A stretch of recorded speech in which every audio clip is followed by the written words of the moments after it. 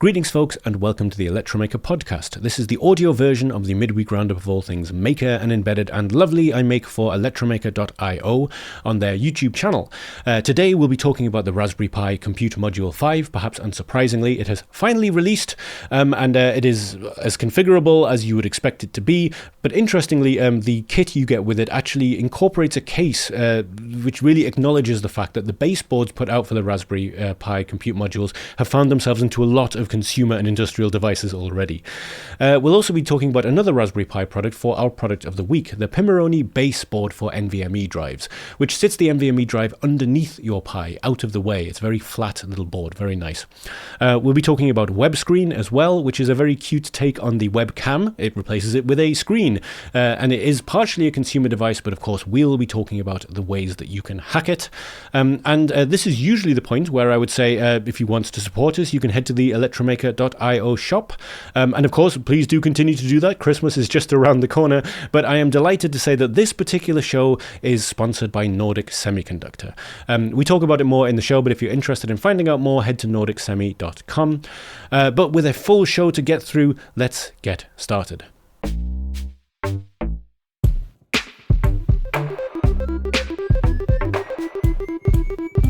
Just a couple of weeks ago, the confirmed but with no release date Raspberry Pi Compute Module 5 turned up at the Electronica trade fair we were covering, just in very Raspberry Pi style, on a wall with no further information other than here is a Compute Module 5 with a development baseboard. And just 2 weeks later, the Compute Module 5 is now available to purchase. So the Raspberry Pi Compute Module 5 follows on in the footprint of all of the other Raspberry Pi Compute modules. But when I say footprint, I don't mean the literal footprint, because the first one was a SO-DIMM module, and since then they've changed up the way they connect in multiple ways. But essentially it is a stripped bare-bones Raspberry Pi that allows you to have various different hardware footprints underneath it. What you're getting on the actual Compute module itself is the same processor as a Raspberry Pi 5 and various forms of configuration, from 2GB up to 16GB of RAM, and eMMC up to 64 gigabytes, I think, and you can choose to have Wi-Fi connectivity or not if you don't require it. And much like other Compute modules, there is an official baseboard for it as well. This is the Compute Module I/O board, and as you can see, it breaks out pretty much everything that you would want from the Compute Module 5, which would be very good for when you are developing, say, your custom piece of hardware.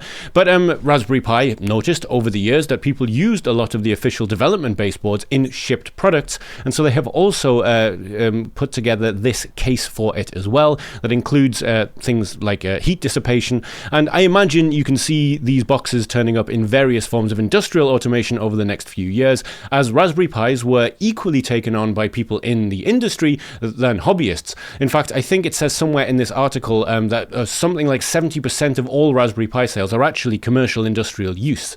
But yes, it is now available starting at $45, and taking a quick look at it locally, I noticed that it's $58 for the base level one, so that's with connectivity with 2 gigs of RAM and the light hard drive, eMMC. I don't know exactly what that means. But if you're looking for the top spec one, again, locally, it might be different for you. You're looking at €144. What I found far more interesting, however, is that you can get a mid-spec Compute Module 5, so I think with 4 gigabytes of RAM and a 32GB eMMC drive, with the full kit that we were just talking about. So with the baseboard and with this case as well, and everything you will need to start developing with it. And I think for a lot of people who are watching this show, it might be something that you're not needing now. I can certainly see myself at some point in the future really seeing the benefit of having a Compute module to develop on when it comes to audio things. I've alluded so many times to the fact that I have a never-ending sort of synthesizer sampler that I've been dreaming up and prototyping in different ways for years. And sometimes I think, oh, it's going to be MCU-based. Sometimes I think, no, it's going to be far easier if it does actually have an operating system. And if I'm doing that, I'm going to use a Raspberry Pi. It's by far the easiest way to get something like that up and running. But I could see myself at some point in the future getting something like this, just so that I could actually have a full hardware setup to prototype on, and then actually find a way of fitting it into a nice hardware box. use, because at the end of the day, I want to sort of get away from screens as much as possible, but have the power to be able to get into one. If anyone's ever played the Waldorf Iridium synthesizer, it's something far too expensive for me to ever own, but I have fiddled with it, you'll sort of know what I'm getting at in terms of knobs, dials, but also a nice big screen and an operating system running underneath it. Anyway, I got somewhat off topic. The blog post from Evan Upton will of course be in the description of this video, and you can find the links out to the sale page as well. It's the first link here. That will take you to your local suppliers of them. A couple of notes, other than the different configurations as I've mentioned and the baseboard, this is pin for pin compatible with the Compute Module 4. There will of course be a few differences in exactly the way that you actually work with it and how you program with it, but mostly this is a compatible thing, and so if you are already working with the Compute Module 4, you shouldn't find it too difficult to work the Compute Module 5 into your baseboard design. But yes, in short, we knew the Compute Module 5 was coming, and it is now here and available to buy, starting at $45. It is time to talk about our product of the week, which is the Pimoroni nVMe base for Raspberry Pi 5. But before we do, we have to announce the winner of our previous product of the week giveaway, which was for the Seed Studio round display. And the winner is D. Frisella, or D. Frisell, depending on how you pronounce it, who says, "I think the Seed would be great as a wearable magnetic button, sort of like a Star Trek Next Generation communicator, but it's a display, so with a magnetic backer so it could be worn on a shirt or jacket, even a bag, plus attached to any metal surface. Meaning I could use it as a Home Assistant display / control, active name badge, clock, etc. Basically a small interface for a mobile smart assistant, and here's where it gets really interesting, especially if coupled with the remote self-hosted AILLM. And yes, that's a lot of wonderful ideas that all are very relevant to this display, and so congratulations D. Frisell or D. Frisella, we will be getting in touch with you as to how you can get this. This being the Seed Studio round display, as previously mentioned, if you missed the previous product of the week, it is on the Electromaker blog. I'll leave a link to it underneath here, and you can find out a lot about this wonderful little display that is a lot more than just a display. It is a touchscreen, it has a real-time clock battery and a couple of other features, and best of all, it only costs $18, which is a pretty low price tag for something so highly feature rich, and as you just heard from the prize winner, there's a lot you could potentially do with it. Anyhow, let's move on to this week's product of the week, which is the nVMe base for Raspberry Pi 5 from Pimoroni. Now, in a sense, there's not all that much to say about this product. It does something simple but very, very well. It is a base for your Raspberry Pi, so the Pi goes on top of it, and the base allows you to attach NVMe SSD drives to the Raspberry Pi via PCIe through the high-speed connector on the Pi 5. Raspberry Pi have their own specifications when it comes to making things for the Pi, called the PIP, and Pimoroni have basically taken that and made the most compact base you possibly can while fitting within those specifications, and adding an NVMe SSD to your Pi gives you a massive jump in the data rate you can get between them, and of course takes away from needing to rely on micro SD cards for your operating system, which can be pretty painful when they break. Now, as always, I will leave it to Robin, our in-house gadget guru, to give you the full rundown of what the NVMe base is and what you could use it for. But just in brief, the stats that you will probably be interested in finding out is that it allows read speeds of up to 800 megabytes per second and write speeds of up to 450 megabytes per second, and it costs just $14.50 if you would like to buy one. I highly recommend coming and checking out the blog article and the video that Robin has made about it if you would like to find out more. But of course, if you would like to win one, then just head over to the video itself. You can get there by clicking on the video title in the blog article or going to our YouTube channel. I'll try and remember to stick a link here as well. Underneath the video, the very first top comment tells you how to enter. You need to leave the hashtag Pi5, and you need to tell us what you would do with the NVMe base for SSDs. Base for air, sorry, I thought I'd said that wrong. Basically, if you tell us that and you leave the comment on this video, we will take all of the entries with the correct hashtag and an ID and choose a winner at random. This competition runs until the 17th of December 2024, at which point we will be closing entries and choosing someone to win it. So if you are interested in really upgrading your Raspberry Pi 5 and perhaps doing it for free by means of the giveaway, enter here and good luck. Recently, we talked about a webinar that Mouser put on with Analog Devices about optimizing robotics with radar and sensor fusion technologies. And one of the things that a couple of people mentioned to me is that it was a really interesting idea, but the timing of the webinar didn't necessarily work for them. And as if by magic, Mouser have now made their webinars available on demand. So if you head to the link in the description, you can find webinars going all the way back to 2021, and you can get all of the content from them. And these are really quite interesting because Mouser tends to be able to talk to the very people who are making the technology that they're talking about in these webinars and get perspectives on them that are really quite unique, because these are frequently coming from people who were part of the manufacture of these components and parts and ideas in the first place. So you're really going to be able to get some quite interesting insights from it. I have barely started scratching the surface. I started watching some of the robotics with radar and sensor fusion technologies webinar because I had signed up for it, and I was one of the people who unfortunately couldn't be there in real time because of my life needs, my responsibilities. So I've just started watching through this one, but we have a big history of them to look through as well. So if you are interested in the on-demand webinars from Mouser, please do head to the description of this video where you will find a link to this page where you can find years worth of insights from Mouser and various other companies. Now, this is normally the part of the show where I would say that we don't have sponsors or YouTube advertisements, so you should go to the Electromaker online store if you want to support us, but I am thrilled to say that this week's show is sponsored by Nordic Semiconductor. Now, if you're not familiar with Nordic Semiconductor, they provide a variety of hardware for pretty much every wireless connectivity use case you could imagine. Their system on chips and system in packages range from Wi-Fi 6 devices through to Bluetooth Low Energy, Thread, Cellular IoT, Zigbee. If you're using the Matter protocol, they all work with that as well. And they also provide a variety of developer tools, including an entire SDK, a VS Code extension for working with all of their hardware, and on their site, a wide variety of resources for learning how to use said SDK, which is based on Zephyr, but actually takes away a lot of the complexity, and you can get started with it without any actual knowledge of the Zephyr project. I would argue actually that their NRF fundamentals course is a better introduction to Zephyr than many of the actual Zephyr introductions, because it allows you to get used to a lot of the ways you will work with Zephyr when you really dive into the depths without needing to know them. And most Nordic development kits come with an example that allow you to actually do the thing it is for right out of the box, and then deconstruct that and make it do what you want. Now, just a couple of weeks ago when we were at Electronica in Munich, it was quite exciting because we didn't have any appointments with them, but we just so happened to walk up to the stand on the first day of the conference when they had just launched their new system on chip, the nRF54L15. So the nRF54L15 series takes over from the nRF52 series in that it is a Bluetooth Low Energy system on chip that really emphasizes the low energy side of things.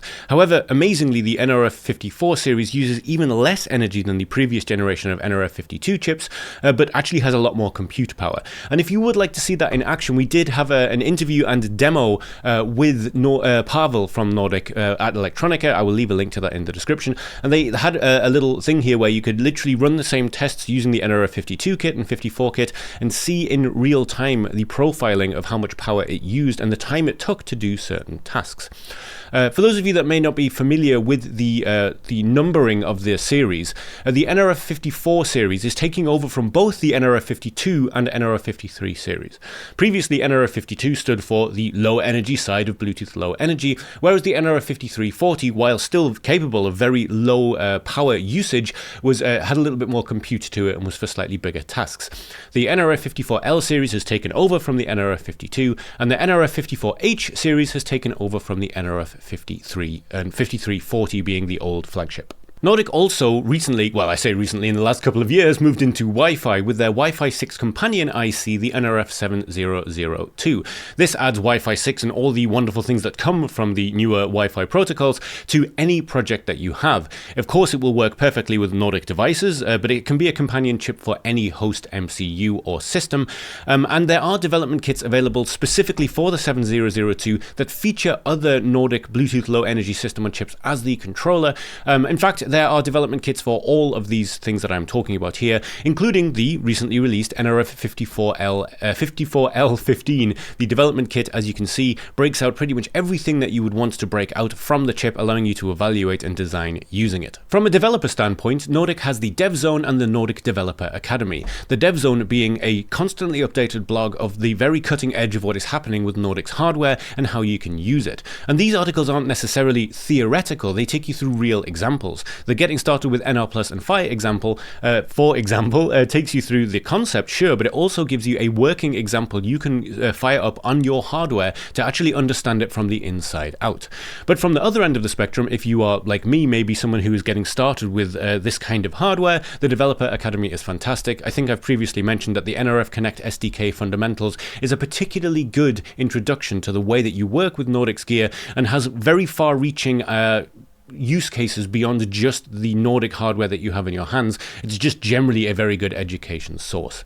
The final thing I want to say, which isn't necessarily part of the sponsor message, but just something I thought was very cool and I want to share once again, is that one of the things we saw at Electronica is that Nordic are, I believe, the first company to make use of the thread-enabled radio in an iPhone to do straight-to thread mesh networks without the need for an edge router. I'll not say much more than that for now. We'll be hearing more about it as time goes by, but I did think this was very cool, given that that's always been a bit of a stumbling block with certain elements of thread. If you wanted to start developing it yourself, you needed an edge router in order to test your thread-based products and designs and prototypes. Theoretically, that is something that could be a thing of the past. If you'd like to know more about that, there will be a link in the description below. But once again, thank you to Nordic Semiconductor for sponsoring this video. If you would like to find out more about anything I've said in this message, head to the links under this video, and the main Nordic website takes you through all of their products, resources, and everything else that you would want to know about them. Thank you, Nordic. It is time for funding website things, and this week we are looking at WebScreen. Now, WebScreen is a crowd supply project which is in pre-launch. There's no price for it just yet. This project is launching soon, as it says there. And it is a small AMOLED display that is designed to fit on top of your monitor in the same kind of way that a webcam would, hence the name WebScreen. This is an ESP32S3 board with a micro SD slot on it, with a USB-C power port, but you can also use the USB-C port for configuring things via WebSockets. And it's designed to be something that can give you notifications or whatever you want it to do. Now, the hardware side of it is fantastic, but in a way quite simple. It's a very nice development board with a screen on it, but the team behind it have really put the time into making it as configurable as possible and as usable as possible to as wide a range of people as possible. I feel like I said possible far too many times in that sentence. So from a consumer perspective, this is already quite a fun idea, because the web screen can sit on top of your monitor, and there will be a desktop app as well for Mac, Windows, or Linux that will allow you to choose from various apps that have been created by the Hardware Media Lab, but also by the community. The idea is that there will be this open store where you can put the things that you have created up onto it. And just a quick point, the screen itself is USB-C connected, but you don't have to connect it to a computer via a cable. All the configuration is done via your local network, and the ESP32 on board will connect to that network. So you could theoretically set this up anywhere and do all the configuration on your computer, and then have a completely separate notification thing sitting on the kitchen shelf if you wanted it to be that way. Now, I think most viewers of this show will share my thoughts about this, which is it does look very awesome, and I think the idea that they've got is really solid. They're going to have their own software, there's going to be their own marketplace for putting various things on it, and I really do hope this gets picked up so that lots of people put a lot of interesting apps on the marketplace. But pretty much my first thought was, how do I hack this thing to just do whatever I want? It could be something completely esoteric that no one else would ever have any use for. I wouldn't be putting it on the marketplace. How do you program this? Well, it's really quite interesting. They've chosen to use Elk, and if you're not familiar, Elk is a JavaScript engine designed for working with microcontrollers. I actually looked into it a couple of years ago because I was going to pitch writing a few articles about it. Elk is a separate project, and they're building it on top of Elk. But just before we get to the way that WebScreen are using it, essentially it allows you to embed JavaScript code into microcontroller code. It's really beautifully put together, actually. I know that JavaScript has a bad reputation, and of course it's not going to run run as fast as native code. But they've basically implemented ES6, I think, at this point. Was it ES5 or is it now ES6? A usable subset of ES6 in just a single C file and a header file. And it's completely has no dependencies to compile as well. But the thing itself allows you to write JavaScript code on a microcontroller. And I saw this and I thought, that is quite cool, but the way that you do it here was a little cumbersome to me. You're writing JavaScript code, but it's still embedded within the C program that you then upload as firmware to the microcontroller. WebScreen have completely got around this. The WebScreen team have got around having to embed JavaScript code into your firmware that you would upload anyway by having any JavaScript code found on the microSD card evaluated automatically by the onboard firmware. So this really lowers the barrier of entry for people who want to get started tweaking things. I know that JavaScript has a bit of a bad reputation, but the way Elk is implemented is actually really quite nice. And of course, if you want to do this the more traditional way, you absolutely can. There are instructions here for how to get started using the Arduino IDE and all of the dependencies and things that you need in order to program it via USB as normal as well. So as far as things go, I feel like this is a really nice idea, and they're coming at it from various different angles. It is, of course, a pre-launch product, and we will come back to it when there is a price. But if you've ever looked at the top of your screen, saw the webcam there, and wondered if there's something a little bit more useful that it could be used for, maybe WebScreen is something that you might be interested in taking a look at. That was the podcast for this week. Thank you so much for joining me. Thank you for your continued support, and thank you Nordic Semiconductor for sponsoring this show. As I've said many times in the past, we've pretty much been doing this off our own back, and it's very nice to get a little acknowledgement of the way we've been covering stuff over time. If there's anything in the show you found particularly interesting or would like to find out more about, if you head to the show notes in your podcast app, you can find links directly to everything I talk about. And of course, there are also links there to get in touch with us at Electromaker, or join our Discord server, which has a community of makers, and it's probably the easiest way to get a hold of me as well, as I do get quite the torrent of emails. But for now, that is it for this week. Thank you so much for joining me. I will chat to you soon.